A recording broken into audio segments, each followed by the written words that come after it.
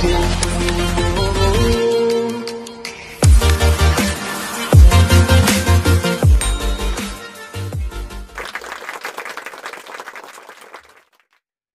menurut saya sih ya harus dekat sama kedua-duanya, bukan salah satu. Jadi kalau misalnya si anak lebih dekat sama ibunya, berarti ayahnya tidak mau berperan di situ gitu. Dia membiarkan, dia pikir ya memang dia suka sama ibunya, ya sudah sama ibunya aja. Begitupun juga si ibu, oh si anak lebih suka sama si ayahnya, ya sudah sama ayahnya saja. Berarti saya bebas. Malah dicari ya, malah disyukuri gitu.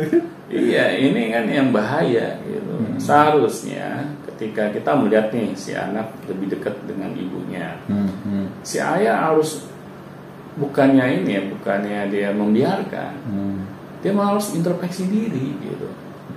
Kenapa nih menyebabkan si anak ini nggak mau dekat sama saya? Apakah ada kata-kata saya yang kurang berkenan atau sikap-sikap saya yang kurang berkenan? Ajak anak bicara. Bukannya malah syukur gitu. Iya, bukannya syukur terus merasa gue lepas dari beban gitu. Kan ini yang bahaya gitu kan. Iya, banyak yang seperti itu Pak, betul. Iya, malah orang tua harus mau mengajak anaknya ini berkomunikasi gitu. Ajak anaknya bicara, kenapa nak? Apakah ada yang ayah atau bunda pernah melakukan sesuatu yang kamu kurang berkenan di hati misalnya? Ajak anak bicara gitu. Jadi kita mau bukan dinilai sama anak ya. Kita mau dilihat sama anak apa adanya kita gitu. Gitu. Ya, jadi kalau kita tidak ada hal yang kita ingin ditutup-tutupi, kita hanya senangnya menjaga image kita sebagai orang tua yang tanpa kesalahan, menjadi orang tua yang sempurna. Ya kita nggak akan mau gitu dilihat oleh anak apa adanya. Ya pasti kita bukan seperti men-setting ya, tapi kayak dibikin-bikin aja. Iya. Padahal kan orang tua juga manusia biasa. Ya. Kita lebih baik tunjukkan ke anak. Misalnya kita pernah berbuat kesalahan, kita ya harus mau meminta maaf pada anak. Wah itu Pak, kebanyakan orang tua yang salah nih biasanya berbuat kesalahan atau apa ya malu. Nah itu nggak boleh. Terus dianggap anak itu memaafkan secara otomatis gitu. Nggak bisa. Itu harus kita ucapkan gitu. Iya, kayak saya pribadi aja gitu kan, kalau misalnya nih saya secara nggak sengaja gitu berucap kasar sama anak saya, ketika saya aware, saya langsung datangnya anak saya minta maaf. Saya nggak usah nunggu sampai anak saya lupa. Memaafkan secara otomatis. Iya. Kita jangan punya pola pikir seperti itu gitu. Karena anak kita kan punya akal pikiran gitu. Pasti apapun yang kita ucapkan itu akan membekas di dirinya, baik yang positif maupun yang negatif. Yang bahayanya itu ketika trauma akan perbuatan negatif orang tua. Benar. Ada yang seperti itu kan, udah besar masih bercerita tentang dulu saya sama bapak saya di apakan. Banyak ini kejadian sama murid Fikar gitu. Jadi ada salah satu murid Fikar yang dia dengan gampangnya membuka aib ayahnya. Coba kalau ayah misalnya waktu itu minta maaf langsung selesai. Iya. Sampai saya kaget gitu, dia sangat berani gitu kan mengungkapkan kesalahan ayahnya.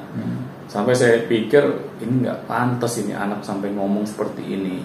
Karena dia ngomong di depan orang-orang gitu. Udah berani seperti itu ya. Benar. Parah. Sampai saya tegur, nak, kenapa sih kamu kayak gitu? Kamu kok sangat membenci ayah kamu sih? Tapi saya bicara seperti itu pas nggak ada yang lain gitu. Ya habis begini Pak, ayah saya bla bla bla bla bla. Saya bilang ke anak itu, nah kan yang namanya manusia itu tempatnya salah. Masa sih kamu nggak mau maafin ayah kamu? Nggak bisa Pak. Soalnya ayah saya terlalu sering kayak gitu. Nah akhirnya kan ya sudah deh, kalau kamu nggak ikhlas memaafkan ayah kamu, Pak Doni panggil nih ayah kamu ketemu. sama Pak Doni. Pak Doni mau bicara. Ya udah nggak apa-apa, lebih bagus Pak. Malah didukung ya. Iya. Nah akhirnya ya sudah saya panggil ayahnya, saya ajak bicara, saya coba tanyakan bagaimana keadaan di rumah. Ya awalnya ya benar, ayahnya dia merasa nggak punya salah. Nah di situ iya. Kan. Iya. Dia merasa wajar aja kalau saya berperilaku seperti itu. Dan dia nggak pernah minta maaf sama anak. Iya. Terus saya bilang, Pak, kalau Bapak terus-terusan melakukan hal itu, apakah Bapak siap mengambil konsekuensinya? Bapak jadi jauh sama anak-anak. Apakah itu yang Bapak inginkan? Akhirnya dia juga sedikit berpikir gitu. Karena itu Pak, konsekuensi yang akan terjadi Pak. Kalau kita tidak mau mendengar anak, kita tidak mau berkomunikasi dengan baik sama anak, pasti itu yang akan terjadi Pak. Anak akan menjauhi kita. Apalagi hal itu menjadi dendam buat si anak. Coba Bapak renungkan gitu, hal tersebut. Karena waktu kita bersama anak kan gak lama Pak. Anak kita lihat selalu aja masih kayak anak kecil gitu. Tiba-tiba dia jadi remaja, tiba-tiba dia menjadi dewasa, tiba-tiba dia menikah, akhirnya meninggalkan kedua orang tuanya. Apakah kita tidak mau menikmati masa-masa itu bersama dengan anak gitu? Karena masa-masa itu adalah momen di mana kita bisa dekat dengan anak. Tetapi kalau kita tidak memanfaatkan momen itu, ya sudah Pak, lewat.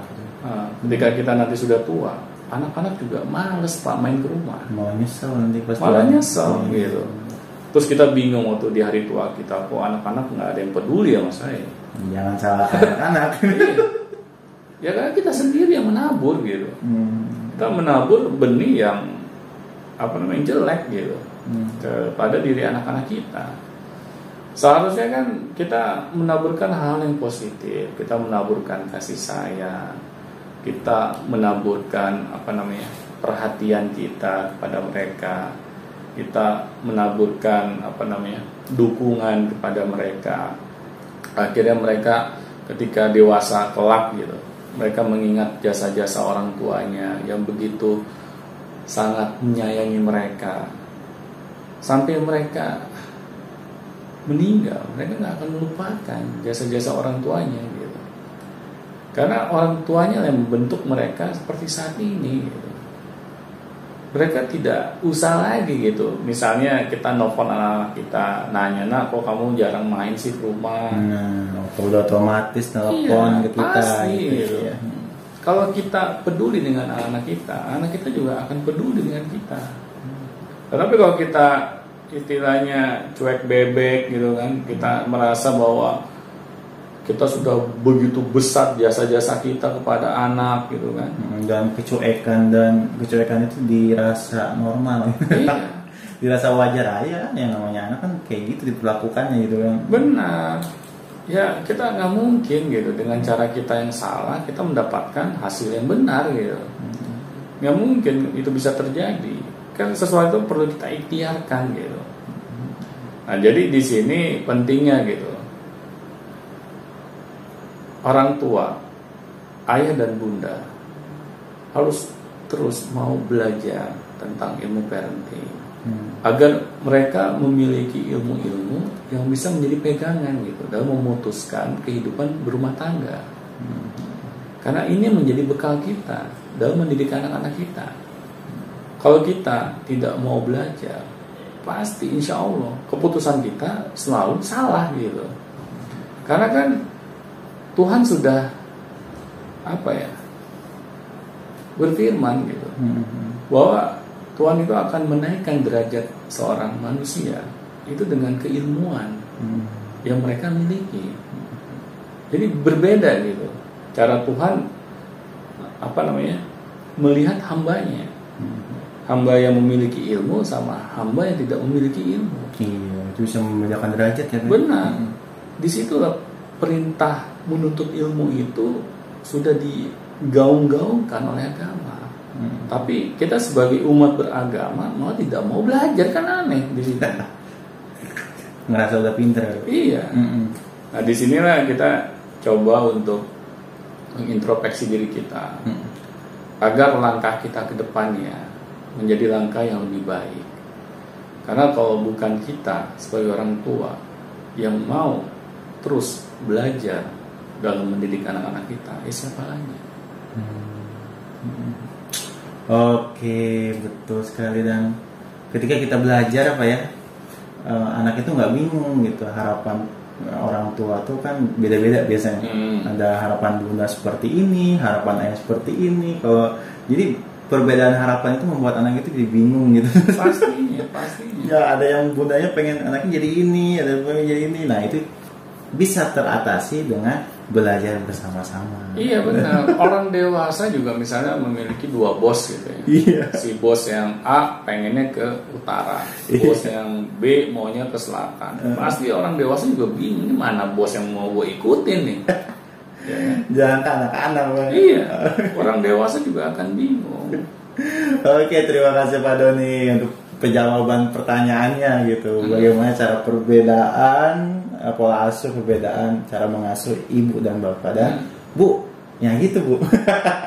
Jadi mau nggak mau harus belajar lagi parenting Pak ya. Yeah. Kita harus terus meningkatkan keilmuan kita, dan karena keilmuan itu sangat dituntut atau harus terus di upgrade dan dicari meskipun kita sudah tua ya Pak ya. Iya. Jangan merasa kita udah lulus kuliah sudah tidak perlu ilmu apa-apa lagi. Ternyata perlu parenting ya. Iya, pastinya. Oke, terima kasih Pak Doni. Dan bagi siapapun yang mau bertanya silakan langsung komen, atau masnya ada di bawah link Gmail dan Gform, dan juga ada Telegramnya dan ada WA-nya juga. Bisa berinteraksi di sana. Silakan langsung chat adminnya saja, dan nanti kita akan bahas di video selanjutnya. Baik, terima kasih, salam Build Education dan sampai jumpa. Sampai jumpa teman-teman.